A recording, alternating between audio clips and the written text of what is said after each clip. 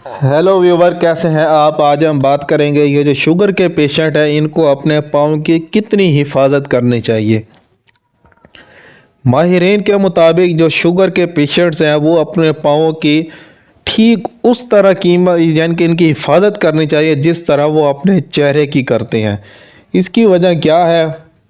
इसकी जो वजह है, अगर आप जो है अपने पाँव की हिफाजत नहीं करते, ख़ास तौर पर जो शुगर के पेशेंट हैं उनके पाँव के लिए जो है बहुत ही संगीन एक मसला बन सकता है। अगर उनको खुदा न खासा चोट वगैरह लग जाती है तो उनको ज़ख़म होने की वजह से जो है, शुगर होने की वजह से उनका जो ज़ख़म है वो जल्द ठीक नहीं होता।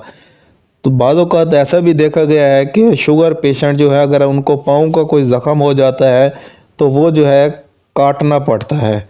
तो इससे बचने के लिए जो कुछ चंद एक एहतियाती तदबीर है, ये जो चंद एहतियातन जो है मैं आपको बता देता हूँ। आप वो काम करें तो आपका जो पाँव है, जो शुगर के पेशेंट है, वो ठीक रहेंगे।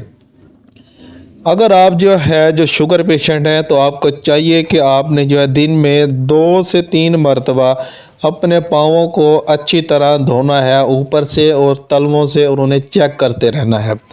नंबर 1। नंबर 2 पर जो है आप जो है अपने पाँवों को नीम गर्म पानी में रख कर उन पर जो मैल है वो हटानी चाहिए, यानी कि नीम गर्म पानी में 5 से 10 मिनट रखने चाहिए।